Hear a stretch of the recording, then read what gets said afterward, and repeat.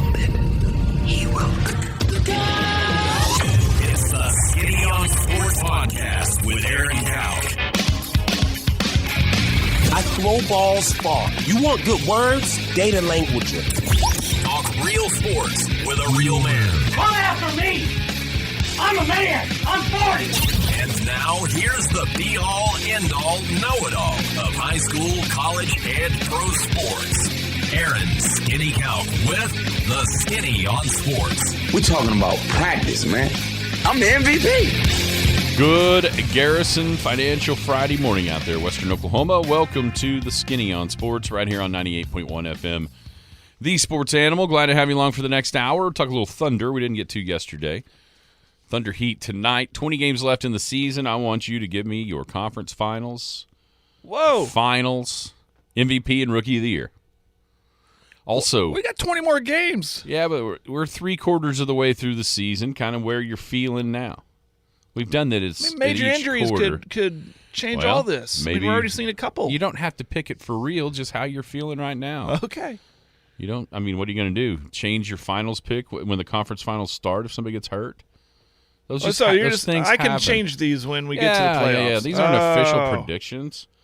It's just kind of like, hey, what do you think about come this? on, teacher. I hate pop quizzes. What is going on? What'd you do? Okay, so if I put my mouse at the top on the toolbar, Yeah.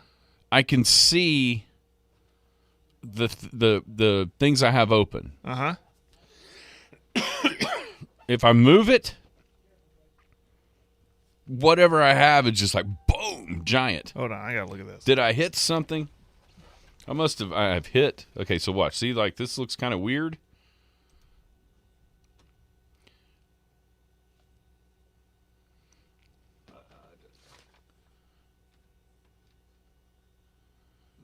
No. Uh-oh. Talk some managers. No. It's one of the you tapped one of these. I tapped one of the up. Was that it? You got it. You've got it. Did we do it? Okay. Whew. It was kind of odd. I wasn't sure what was happening. Anyhow. Right. You hit, I think, like F1. I must have hit F1 when I was getting a drink of this delicious Dr. Pepper. From McDonald's. What's going on there? Shh. My wife might be listening. I probably wasn't supposed to stop there for breakfast. You said Dr. Pepper. You're already in the hole. What's your dream scenario? Like we talked about, obviously, the Lakers. That's been a big topic of conversation across these airwaves this week since that loss on Monday, losing the season series. Seemed like a bad matchup. So what would be your kind of perfect scenario for the standings to work out and who the Thunder would kind of have to go through to possibly get to the NBA Finals? High school hoops coming up today. Merritt and Riverside Class 2A girls semifinals. 1:30 is the scheduled tip time at the Big House. Cool 94, Paragon TV for the audio. 1 o'clock for the pregame. The Oilerettes and the Lady Braves, I believe, is their mascot. The Riverside Lady Braves. That's right. Riverside has been impressive. There's no doubt about it. Throughout the really the playoff run and even the latter stages of the regular season. In your mind, is the winner the favorite to win the state title? Good one. Can Douglas give Bethany a game this morning? I wanted to get this question out there before it really got going. They just tipped at 9 o'clock in 4A girls. Can Douglas give Bethany a game today? Also, Weatherford. I need to answer that question first before it gets out of here. Yeah, that's what I'm saying. If you think they can. Anyhow, then Weatherford dominated yesterday over Stillwell. They faced Tulsa McLean today. What a bummer in my mind that was, because I'd have loved to have seen Weatherford Anadarko, and if Coach Schumpert would have employed the stalling tactics that he did a year ago that got the whole nation in an uproar over a 4-2 game. But instead, it's Randy Rutherford and Tulsa McLean. They look pretty good watching them. How hard is it going to be for the Weatherford Eagles not to look past this today, knowing what could be tomorrow with Douglas possibly waiting in a rematch of that 4A state championship game? And then also right off the top, I had this question asked to me last night, and I thought it was a fascinating question to ponder. And the question was, what is your favorite day on the sports calendar. And so I'm going to increase that to your top 3. What are your top 3 favorite days on the sports calendar? 225-9698 is the phone or the text line. That is 225-9698. Give us a call, shoot us a text.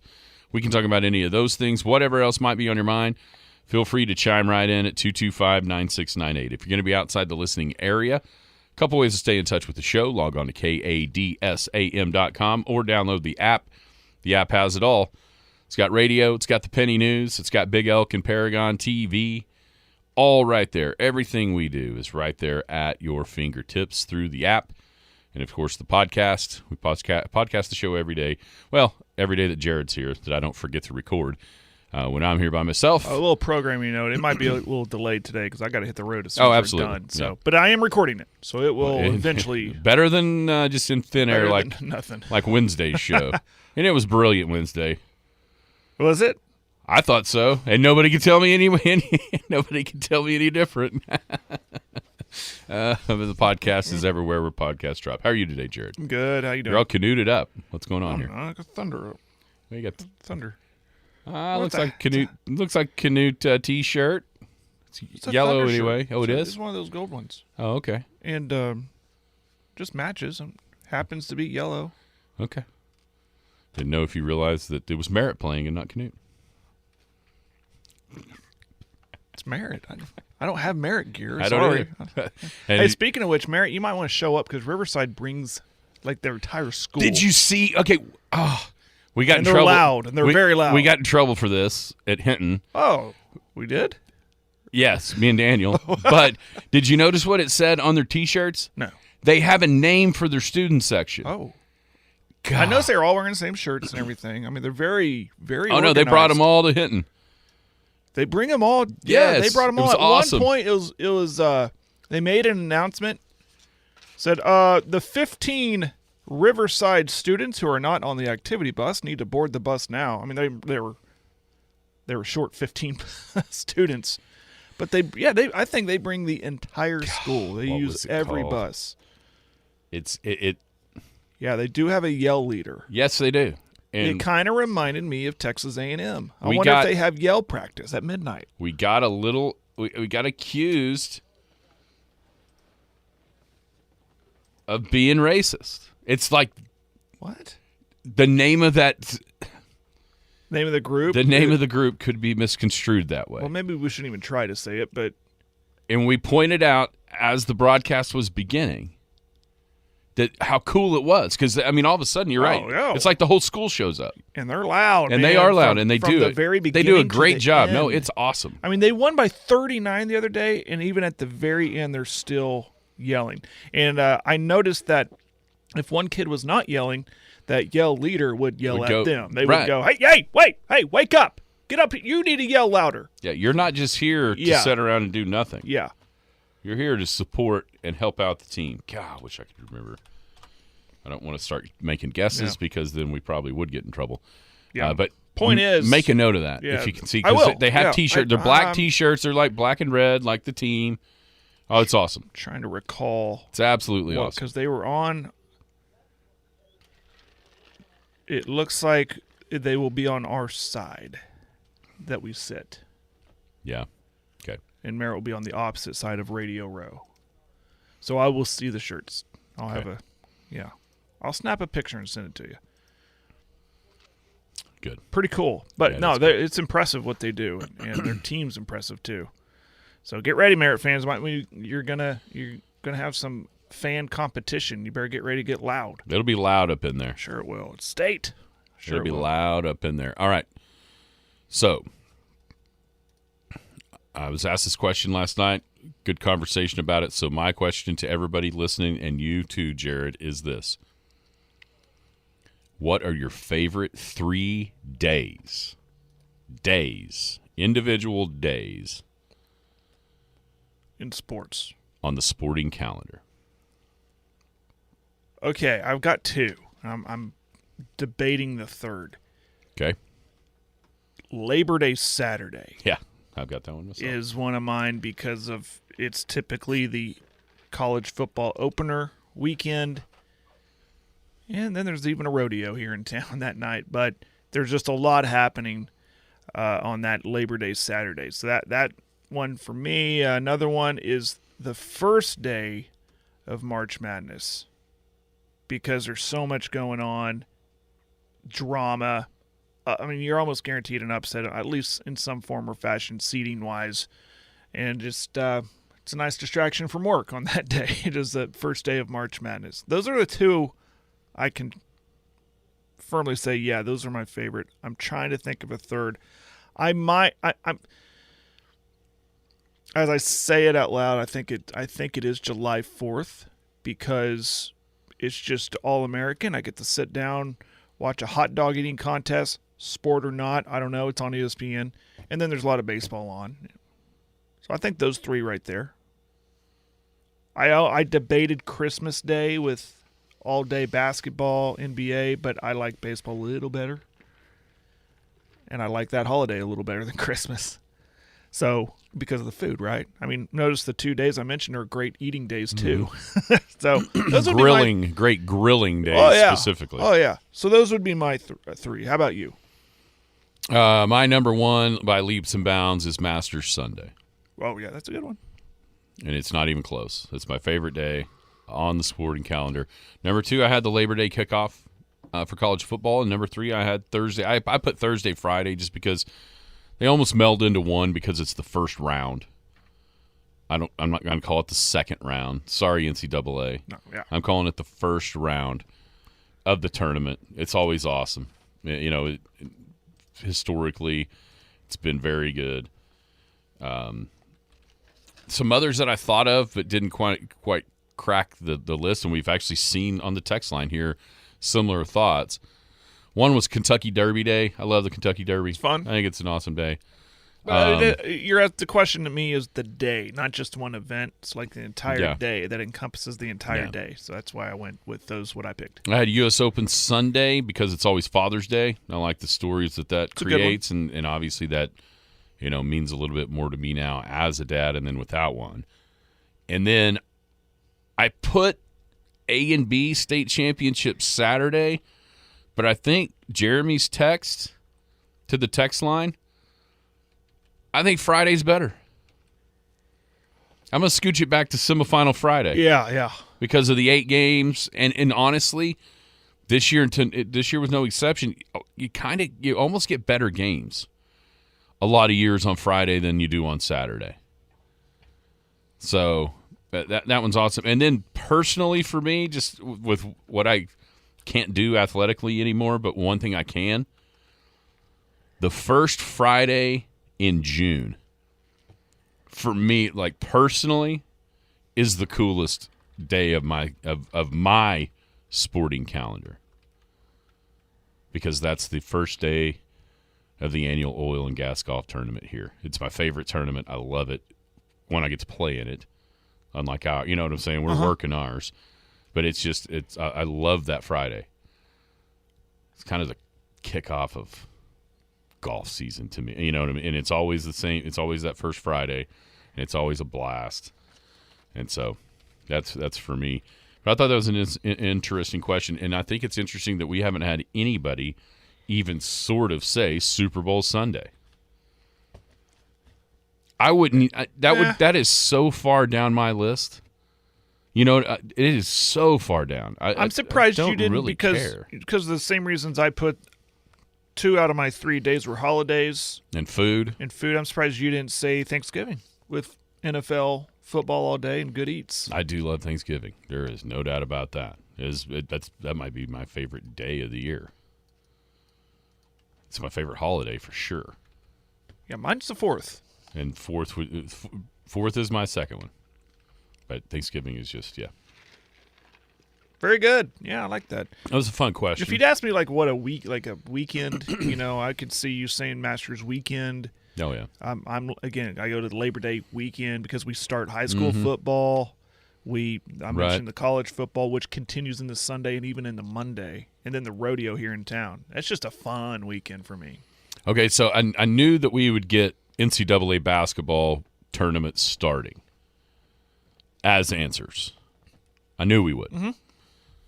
And so because it's a Garrison Financial Friday, I also have these numbers teed up. How many dollars do you think are bet on March Madness? Oh, my goodness. This comes from 2023 numbers. The second ones are 22 numbers. I couldn't find the most recent. Oh, but as far as dollars bet in 2023, horrible with this. On the NCAA tournament, how much you think it was? Like in total on the betting apps and everything. Vegas, everything. I'm horrible with these numbers. I feel like billions too much. It's in the billions? Oh, yeah. 10 billion. Not a bad guess. 68 million people bet $15.5 billion. That's worldwide? On March Madness in 2023.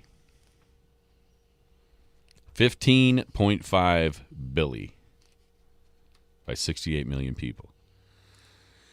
Next question. How much do you think, like I said, I couldn't find 2023 numbers. I found 2022 revenue numbers for the NCAA. How much do you think they take in annually? Or at least they did in 2022. That the NCAA as an entity, how much revenue do they generate? Annually. Well, in 2022. In 2022, what did they bring in? Mm-hmm. And you would have to think a large lump sum of that came from the March Madness. Well, that's going to be the next question. Yeah, okay. Let's go around five. I'm again horrible with this. 500 million, probably way more than that, isn't it? Double it. 1.14 billion. They take in annually, or at least in 2022. Yeah, what do you think percentage of that comes from the tournament? 70. 90% from that tournament. $1 billion. That's crazy. That they take in from the NCAA tournament. That's you always hear that as their cash cow, and truer words could not be spoken. And I'm sure people are going, well, what about football? They don't get it. That money goes to that money doesn't flow through the NCAA. The NCAA, that's why for years it was the mythical national championship for footballs, because it's not really recognized by the NCAA. Right now, when you hear you weren't here. I was gonna when I talked about the playoff. They're already talking about expanding that to 14. Yeah. When the 12-teamer hadn't even started. Yeah, but who's making those decisions? It's the college football playoff committee. It's the conferences or the conference leaders or what have you are the ones making those. It has nothing to do with the NCAA as far as the revenue and the money generated. And so, yeah, that tournament is the revenue source for the NCAA, which is pretty fascinating considering everything that does or doesn't fall underneath their umbrella. So we still get a little Garrison Financial Friday, a little finance, even without Scotty G in the chair. Kind of eye-opening. Yeah. No doubt about that. $15.5 billion bet. Whew. All right, when we come back, we'll hit the high school hoops coming up today. Tell you what happened yesterday in 4A. Merit Oilerettes, chance to make it in the state finals. Skinny on Sports, right here on a Garrison Financial Friday. Hello, my name is Scott Garrison. You may remember me as Scott the Barber or just as Ron and Carla's son. I've been involved in our community since opening Scott's Barbershop on the southeast corner of 3rd and Main in 1998. Now I'm back in the same building as Garrison Financial. I started investing in my 20s. I invested through the dot-com crash and the Great Recession. I started caring for other people's money in 2018, and I truly enjoy sitting down with my clients, understanding their wants and needs as well as what keeps them up at night. Whether my friends just want me to invest a little of their savings or want me to work with their tax and legal professionals to strive towards optimal efficiency, we can do it all. I believe communication is key to helping my clients reach their goals. For if we are faithful over a few things, we shall be given more. Contact me at scott@soonerwealth.com. Securities offered through registered representatives of Cambridge Investment Research, Inc., a broker-dealer member FINRA and SIPC. Advisory services offered through Cambridge Investment Research Advisors, Inc., a registered investment advisor. Garrison Financial and Cambridge are not affiliated. This communication is strictly intended for individuals residing in the states of Colorado, Nevada, Oklahoma, and Texas. No offers may be made or accepted from any resident outside the specific states referenced. Cambridge does not offer tax and legal advice. The Skinny on Sports. We've gone too far. There's too much to lose. We've got to keep our composure. Welcome back. Skinny on Sports, 98.1 FM, the sports animal, hanging out on a Garrison Financial Friday. Scotty G at Garrison Financial. He's a full financial planner. He shops the open market to bring you the best value on your life insurance and your investments. You can shoot him an email, scott@soonerwealth.com. 124 North Main is his physical address, downtown Elk City. 821-1219 is the phone number down there to his office, scott@soonerwealth.com. Garrison Financial Friday. Normally a Garrison Financial Friday with Scott, but he had some other stuff tied up. I didn't think he doesn't like me. Doing a little work. He was here last week doing a little working. without me. Yeah, he was. He stayed the whole hour. It was good times. Oh, well, good for. Sounds fun. I was kind of sorry I missed that. Dang, Scott. We probably picked on you. Oh, I don't doubt that. Once again, I forgot to record, so who will know? Yeah, who knows? Whoever knows. All right, high school hoops coming up today. Semifinal Friday. 2A boys and girls, 4A boys and girls will be at the Big House with the 8 games. 3A is shipped out to UConn to decide who plays tomorrow in the 6-game championship Saturday. Obviously, the focus here and around Elk City is the Merritt Oilerettes, making their way into the semifinals to take on the Riverside Lady Braves. That is the final game of the morning session. That's a 1:30 tip scheduled for Merritt and Riverside. I saw your face go crazy, and that's going to be the answer to a question here. I don't think you would have said yes, but it's the next question turned out to be yes. Anyhow, Merritt Riverside, I think this game is fascinating with the matchups. A lot of the people that went on Wednesday to the 10:30 Oilerette game got to see Riverside in person, and they were phenomenal, knocking down shots from the outside, 77 points. I think Merritt matches up just fine with Riverside. I think athletically they can hang with what Riverside wants to do, and I think this game comes down to Merritt taking care of the ball, making Riverside play in the half court, and then from there, can Riverside make shots over the Merritt defense? Yeah. This is a game, if it gets into the high 50s, low 60s, yeah, I think you want to keep it low. Yeah, I think it's if it's like, so let's say if the winner scores like 45 to 55 points or fewer, I really think you like the Oilerettes' chances because that means their defense affected this game tremendously. If that score gets a little higher than that, I would be a little concerned that Riverside's pressure led to easy buckets. Yeah, you're going to want to keep it low. And I wonder, we had that question about Okarche boys when they had that incredible showing against Sentinel. We were wondering, do they have anything left in their tank in the championship game? And they did. So I'm going to go back to that a little bit. Riverside was great in their opening round victory over Van Nuys. Do they have anything left in their tank? Because listen, no offense to Van Nuys, Merritt is way better than Van Nuys. So, do they have anything left against Merritt, who's going to play better defense? They're going to be just as physical. Riverside's going to want to be physical, and Merritt is not going to back down to that. They're just as physical, and if they can come out and prevent those makes from outside for Riverside, run them off the line, do whatever it takes, make them work down low early, and then have success on the other side. Keep it low scoring. Merritt has a great chance. But you cannot. That's the thing. You see really good teams. We saw it last weekend. I mentioned Okarche, and I know I'm almost comparing apples to oranges with boys teams and girls teams, but still, it's the sport of basketball. But like Wilson Henrietta, when they just went on a roll, Riverside's capable of doing that. Mm-hmm. So you cannot let them get on a roll, or then you're in trouble.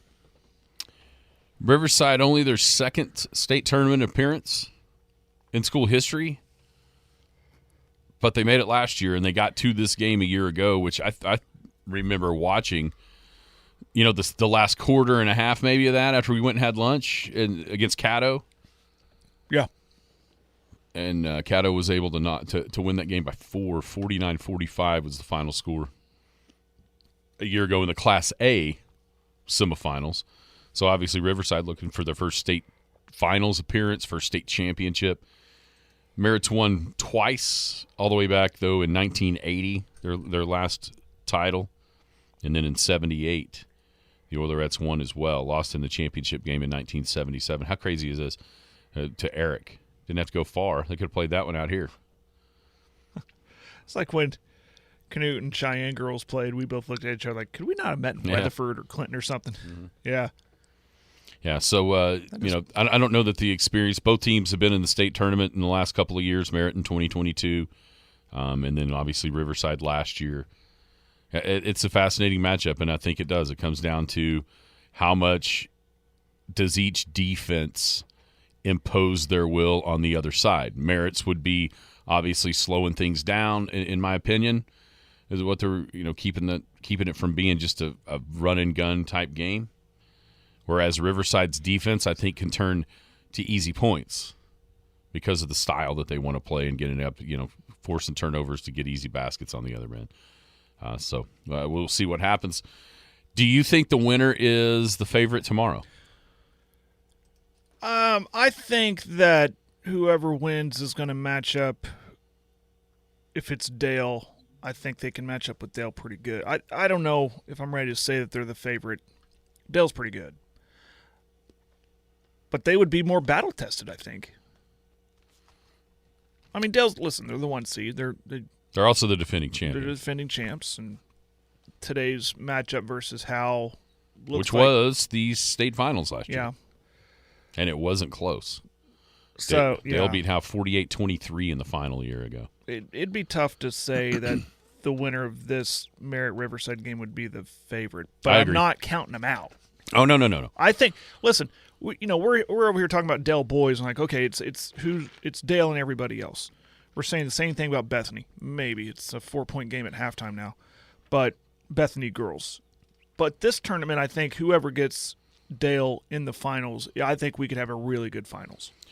Yeah, I mean, if it's Merritt and Dale, it may be first to 40 wins.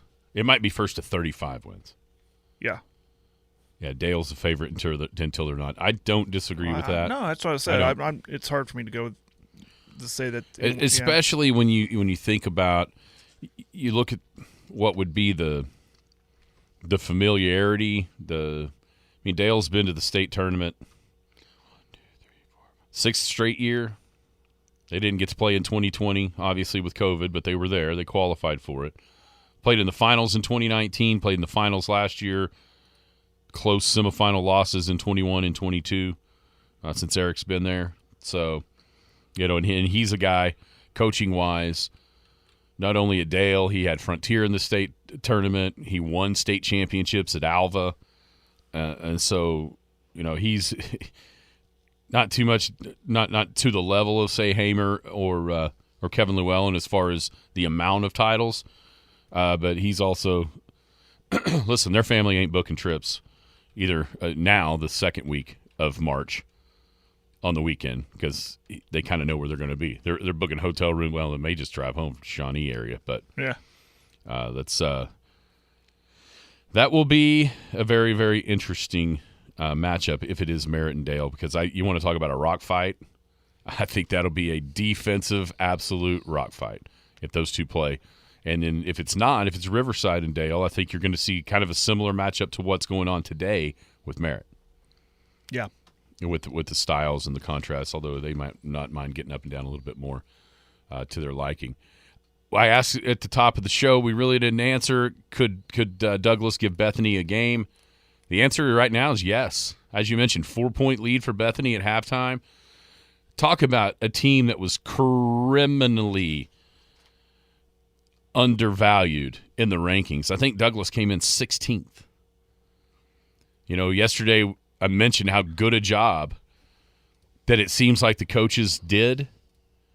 Obviously in 2A, they got 1, 2, 3, and 4 in the semis. You can't do any better than that, right? 3A is pretty good too. The 4A girls, though, that's the one that's the one that's been a little bit off with Douglas especially. Yeah. And so, man, you talk about that. Number 16 beating number 1. Man, incredibly underrated. They're 20-3. I know. That's the thing. And it's not even like they're one of the, you see some of those, Oklahoma City public schools where they play such a brutal schedule that you can almost understand, their ranking being down because their record isn't very good. That's not the case with this team. Yeah, 20-3. Well, they beat at one point 6A number 10 Sand Springs.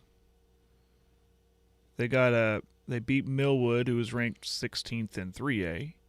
Let's look at some of their opponents in this run that I think you just mentioned it. Glenpool, Anadarko, Inola, all top 10 teams.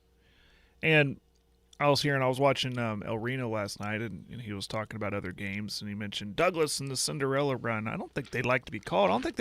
I'm not ready to say they're a Cinderella. Well, at 16 they they are. Incredibly undervalued, not ranked high enough. Well, yes, and anybody that beats Bethany and the loaded team that they are, it's going to be considered a Cinderella. You know what I'm saying? I know. I mean, anybody playing with them is going to be a pretty good accomplishment. But, yeah, that answer is obviously yes. Douglas, at least through a half, can give Bethany a game. Now, coming up in tonight, the first games of the evening session for 4A boys, you got Weatherford and McLean, and then Douglas will take on North Rock Creek. I have actually seen 2 of these teams with my own eyes, with Weatherford and North Rock Creek. Yep.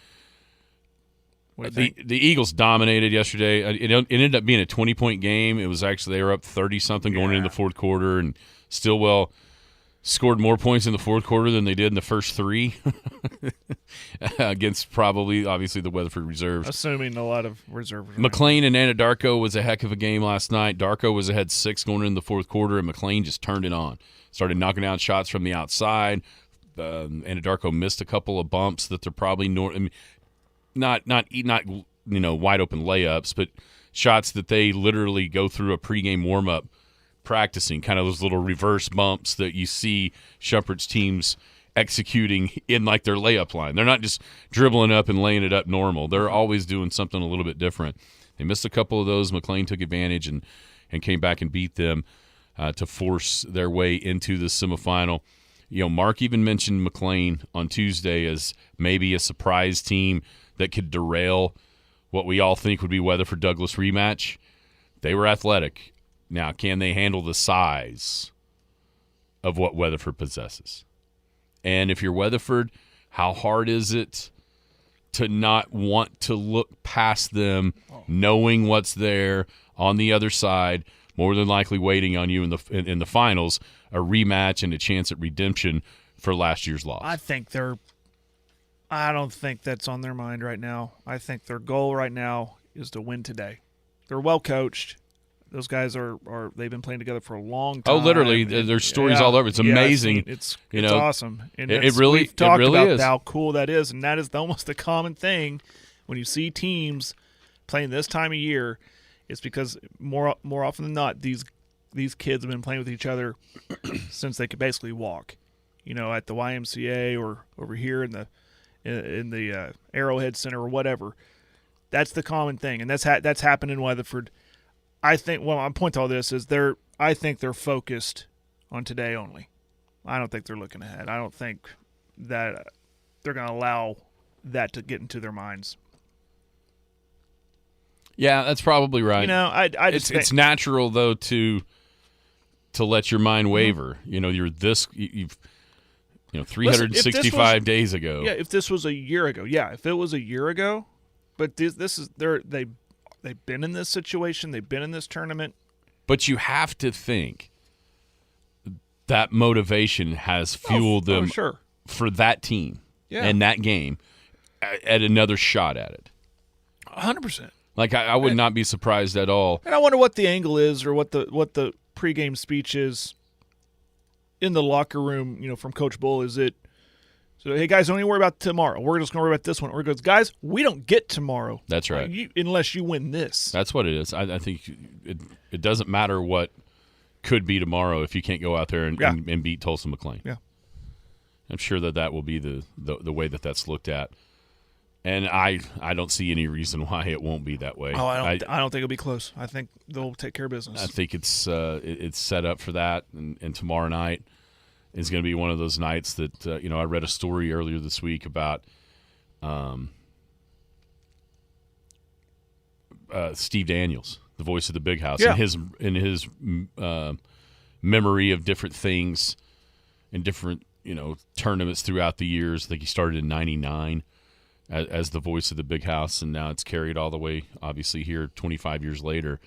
And he talked about the Pensacola 2008 game where there was 8 points scored in the last however many seconds with the way that thing transpired, but also how many people came the Rodney Clark, Keaton Page year, and then also Sequoia Tahlequah, both teams in, and a Native American influence that had on the crowd to where they literally had to quit selling tickets because the fire marshal wouldn't let anybody else in the Big House. Wow. And awesome. So I don't know if we get to that epic of proportions, but we might with Weatherford and Douglas, that 3A girls, whoever that turns out to be. Is it Jones or Idabel versus Washington? One team going for 4 in a row if it's Jones, a rematch of last year.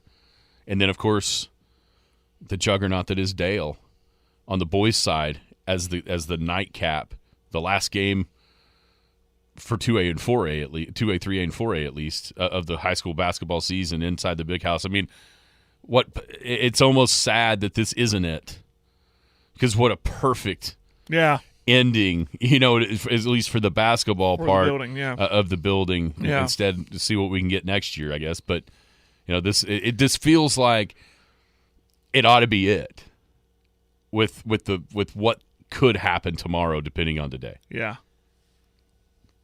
Like the perfect send off for the old goat to go be put to pasture. I cannot wait. I'm sorry. If you've been the last couple weeks, the building's it's barely being held together. You just thought going to the Cotton Bowl was a nasty experience. Yeah, it's served its purpose. It has, and it's got one more year. It has one more year, and then that's it. And then also, I'm kind of ready for it to go. Not only the basketball, but we're trying to warn you, OIEers, it ain't great. No. It ain't great. No. I was just getting pumped up, and I went and found that rendering video of the new arena. Golly, that's going to be cool. You can start seeing it. You can start to see the vision of it. I saw a thing, and I've had people ask me, what's going to happen to the old to Jim Norick? I think they're going to tear it down. I don't know, but at what capacity? Because I think in that area they're putting what's called a super barn, where when they have the OIE stuff, where they can come in. Yeah, they could warm or rodeo events right. or riding events. You could warm them up in that super barn. It's kind of cool. And I think I don't want to speak for anybody, but I think they will also use that area. I think they're able to bring in courts where maybe teams can warm up. Oh, yeah. Over there, and then walk on over into the new arena. That makes sense. Yeah, which is pretty cool. Yeah, that would make total sense. Yep. But all that for naught. That's 2025 stuff. Yeah. All right, no. I'm sorry. That's 2026 stuff. Oh, God, Lord. Doesn't that seem like a long time away? Oh. 2026. It really does, but it will be here. I mean, it'll be here in a hurry. Yeah. All right, when we come back with a little Thunder talk, start a 4-game home stretch tonight with Miami in town. Garrison Financial Friday on the Skinny on Sports. Hello, my name is Scott Garrison. You may remember me as Scott the Barber or just as Ron and Carla's son. I've been involved in our community since opening Scott's Barbershop on the southeast corner of 3rd and Main in 1998. Now I'm back in the same building as Garrison Financial. I started investing in my 20s. I invested through the dot-com crash and the Great Recession. I started caring for other people's money in 2018, and I truly enjoy sitting down with my clients, understanding their wants and needs as well as what keeps them up at night. Whether my friends just want me to invest a little potential of their savings or want me to work with their tax and legal professionals to strive towards optimal efficiency, we can do it all. I believe communication is key to helping my clients reach their goals. For if we are faithful over a few things, we shall be given more. Contact me at scott@soonerwealth.com. Securities offered through registered representatives of Cambridge Investment Research, Inc., a broker-dealer member FINRA and SIPC. Advisory services offered through Cambridge Investment Research Advisors, Inc., a registered investment advisor. Garrison Financial and Cambridge are not affiliated. This communication is strictly intended for individuals residing in the states of Colorado, Nevada, Oklahoma, and Texas. No offers may be made or accepted from any resident outside the specific states referenced. Cambridge does not offer tax and legal advice. The Skinny on Sports. Update from the big house. Douglas and Bethany tied at 45 in the third quarter. It's wild. Shocking. Plumb shocking. On Squirtle, you can pick That would be, yeah. like who wins. 100% Douglas. Yeah, I'm sure like 3 people voted. No, one pick. It says it. One? Oh, there it One is. Yeah, person one pick. A lot of people probably Take that one person to Vegas if they win. Yeah, a lot of people probably didn't have. Just kind of overlooked that one. Why would I put my pick in for that one? That's an easy one. I wonder if Bethany's wishing they'd have had some of those 101 they scored on us back right now to put on the scoreboard. No kidding. Maybe just score 81, and then you could have 65-45 lead instead of being tied at 45. I'm not bitter. All right, Jared. Thunder tonight, 20 games from the playoffs. Start a 4-game homestand. I heard Matt Pinto say on my drive in, since early November, the Thunder are the second-best home team in basketball at 23-3. I'm sure Boston's number one, just because Boston's number one in everything, although they've lost a couple in a row. Excuse me. Oh, my gosh. Anyhow, right now, the Thunder, a half a game back of Minnesota for what would be the first place in the West. They're tied in the loss column. Minnesota got a win last night in Indiana without Karl Anthony Towns. I thought what Pinto said today was pretty interesting. He didn't know how much it would really bother them regular season-wise not to have him because of who they've got off the bench. So in your mind right now, if I said, Jared, and I guess you don't have to, you're not going to be held to this pick. Okay, good. But the conference finals in the East and the West, if you had to choose right now, what would you think that matchup would be? Well, I'll start in the East. I still like Boston. I know they like you said, stumbled their last couple, but man, they've been so good. I like them to get to the finals, and I'll take Milwaukee. It's kind of a cop-out to pick the 2 seed. But, I mean, who else are you going to put there? Cleveland, Orlando, the Knicks, maybe Philly. Can they get out of there? They seem to be spiraling right now. Yeah, Embiid injury really kind of makes them a huge question mark. So, with the star power, I'll go with Giannis in Milwaukee and in Boston in the Eastern Conference Finals. In the West, I will, and we saw Denver. They looked really good last night in their win over Boston. They're right there. I mean, they're just a game back. They are the defending champs. I think they're kind of figured this scenario out where how they can survive the rigors of a long season, and I think we're about to see them really turn it on. So I'll put them in the finals, defending their title, defend their West title against the Clippers. Give me the Clippers in this scenario. It's so much harder in the West to pick the conference finals because it's so much more jumbled up. It's hard to tell who's going to play who. Exactly. It is. I don't think it matters who Denver plays. I'm with you. I think Denver in the West is going to be in the conference finals. I would kind of lean Clippers too, but I'm afraid they're going to play each other.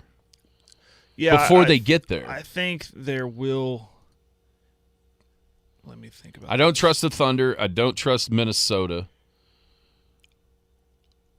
And then could it be one of those teams in the play-in?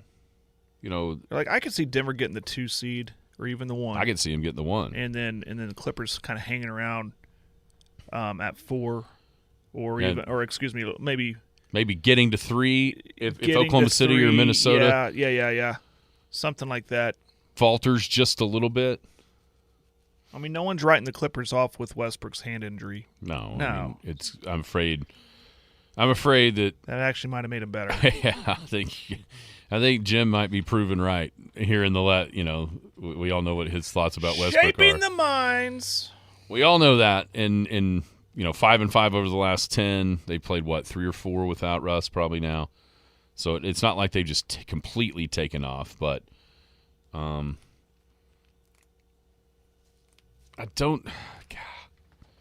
You know who I could see with what I consider the vulnerability of Minnesota and Oklahoma City in a lot of ways. And this team hasn't been very good this year. But they have won 7 of their last 10. It seems like they're hell-bent on one more last stand. We're not done just yet. I could see the Warriors. I mean, because even if Oklahoma City's the 1 seed, you don't want any part of the Lakers. You don't want any part of the Warriors. It's hard to bury the team like the Warriors because of their past. Even though they were so bad, even in the playoffs going into the playoffs last year, in the play-in, but then they won a series. They won a series. Yeah.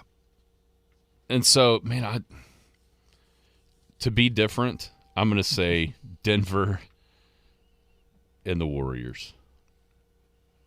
I just don't trust the LeBron's ankle now is a thing. Anthony Davis is such an anomaly. He just kills Oklahoma City, and then Sabonis just kills him. He's 0-9 against Sabonis lifetime. How? I mean, what is that? That is wild. It's strange, and it's almost a weird stat. Isn't it almost kind of a compliment to Oklahoma City that the Lakers, after the butt kicking that OKC put on them in the first game, like 133 to 110 here, that they've made it such a mission? I mean, Anthony Davis called that second game a must-win. Yeah, it was the second game of the and it was in December. Yeah, you know what I mean? No, it's like what I said when Detroit got Oklahoma City and everybody went nuts. A huge upset in the NBA. I was like, well, that's a compliment. Yeah, that's a compliment. So it is a compliment when you got LeBron and company going, we got to beat these guys. We got to get up for these guys. It's going to be hard for me. I mean, I think OKC could win a series.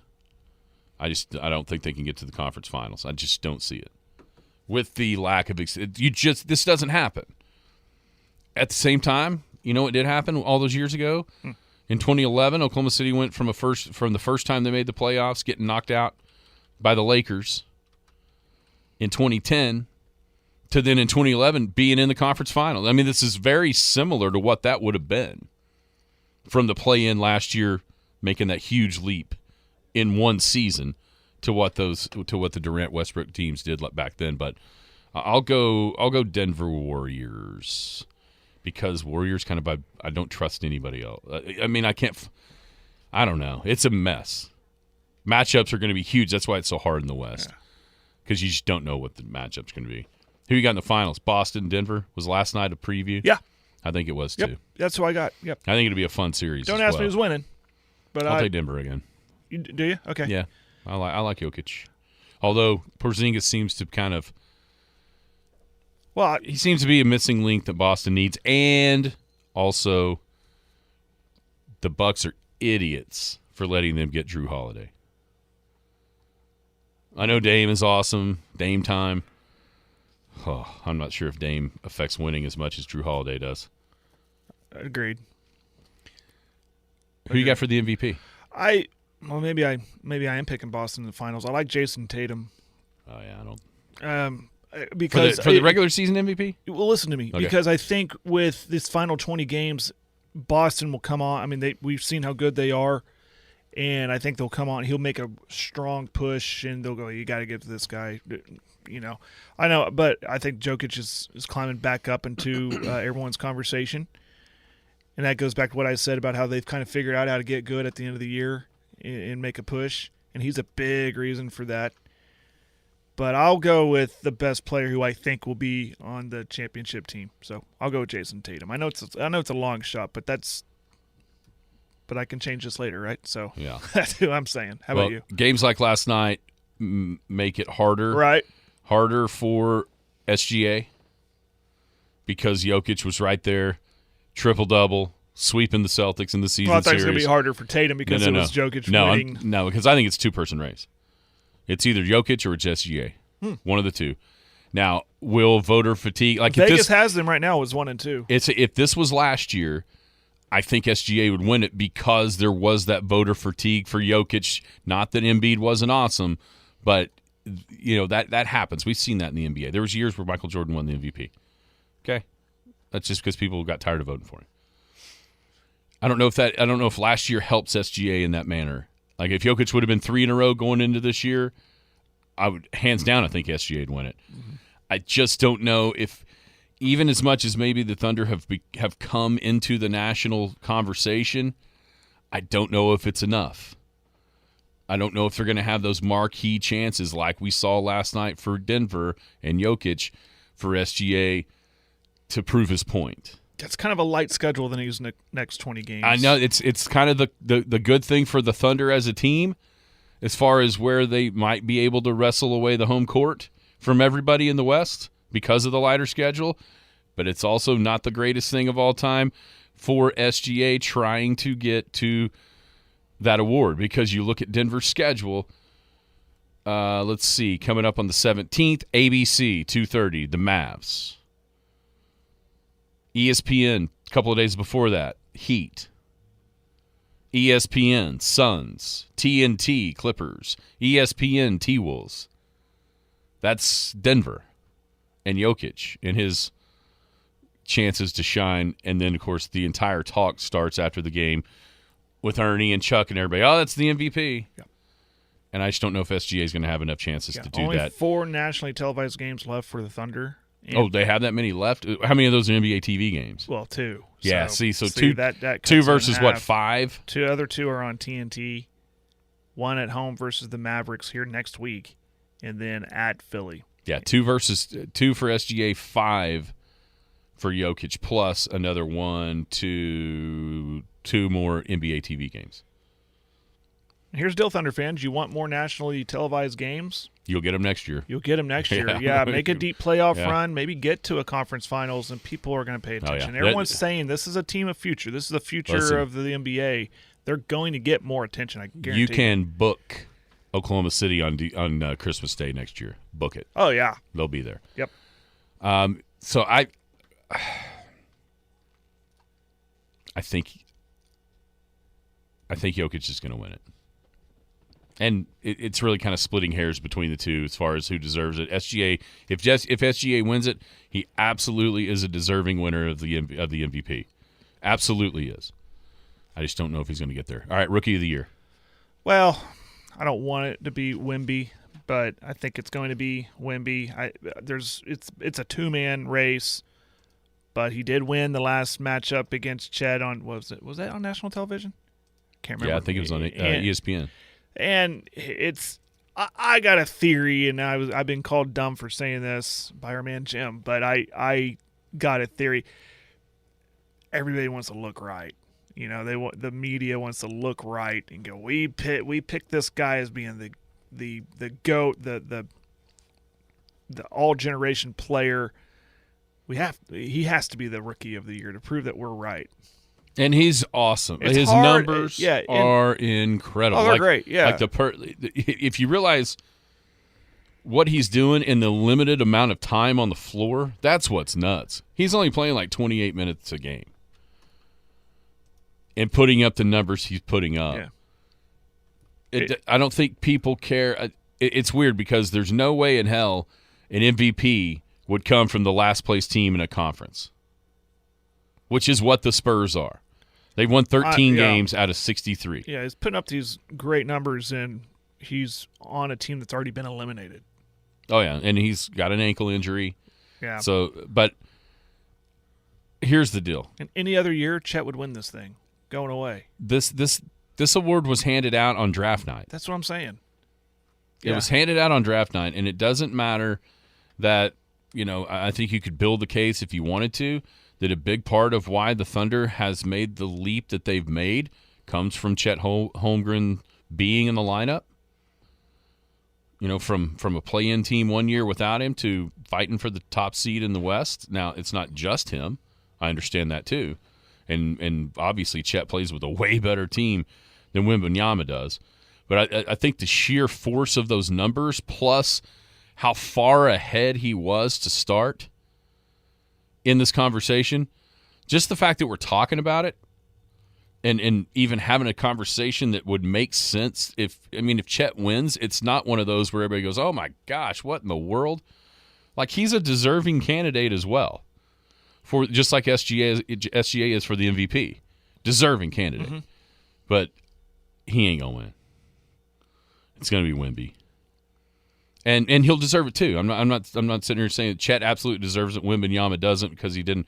He's put up ungodly numbers, and he does stuff that we've never seen. We don't see a dude that big, you know what I mean?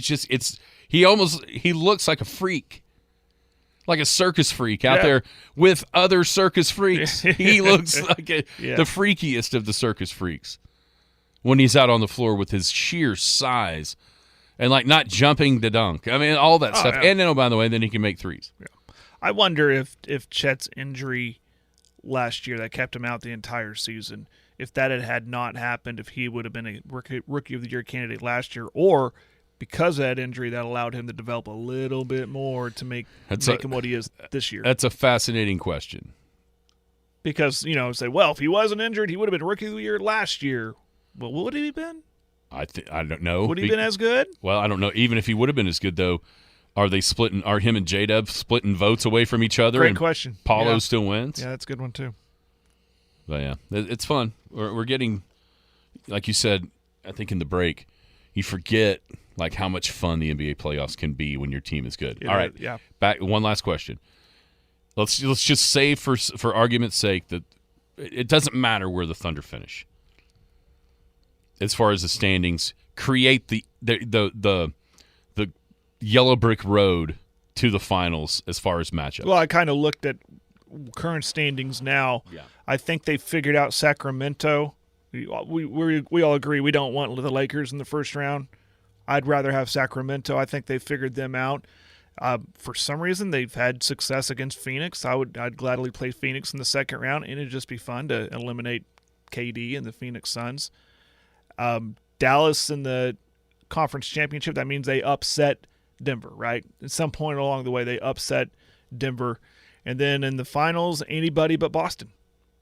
I think they could beat anybody in the East but Boston right now. So it's interesting because I think I don't mind the matchup with Boston because I don't think Porzingis can bully Chet. They're about the same. I mean, they're very similar players. I think the Thunder can guard those guys.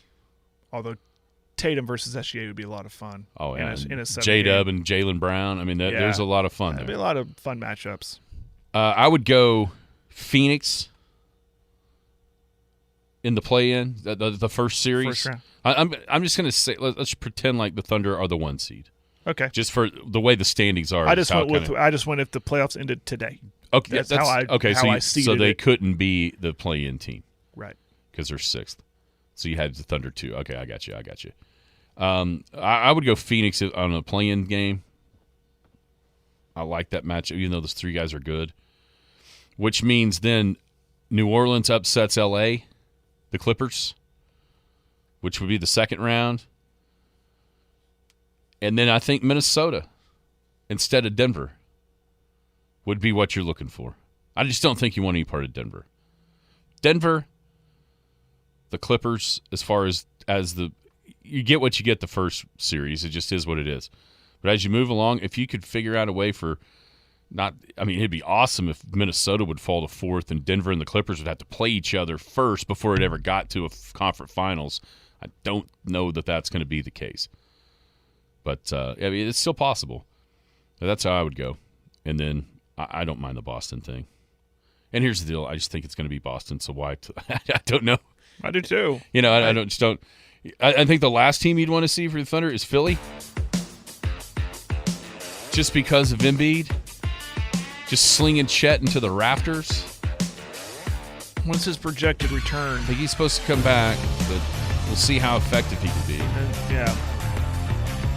How about Orlando? 4th in the East.